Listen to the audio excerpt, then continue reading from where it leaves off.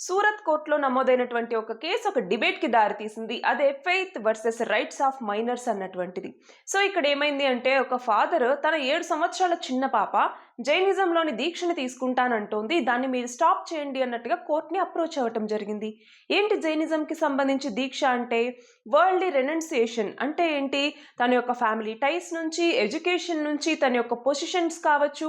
So, వీటన్నింటిని వదిలిపెట్టేసి తను ఒక మోక్షం పొందాలి అన్నట్టుగా అంటే రిలీజియస్ లిబరేషన్‌ని పొందాలి అన్నట్టుగా ముందుకెళ్తాను అన్నటువంటి ఒక డెసిషన్ తీసుకుంది. సో, ఇక్కడ కన్సర్న్ ఏంటి అంటే ఆ ఏజ్‌లోని పిల్లలు అడల్ట్స్ కారు మైనర్స్. సో, వాళ్ళు ఇది ఏదైతే దీక్ష అన్నటువంటిది ఉందో అది ఇర్రివర్సిబుల్.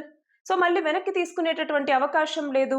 సో, అంత చిన్న ఏజ్‌లో వాళ్ళు మొత్తం వాళ్ళ లైఫ్‌కి సంబంధించినటువంటి డెసిషన్‌ని తీసుకోగలరా అన్నటువంటిది ఒక డిబేట్ అన్నమాట.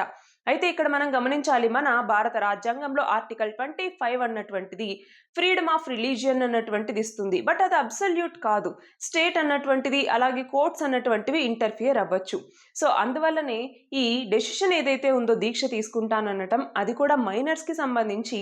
సో, దాని మీద కోర్ట్ అన్నటువంటిది ఒక నిర్ణయం తీసుకోవాల్సినటువంటి అవసరం అన్నటువంటిది ఉంది.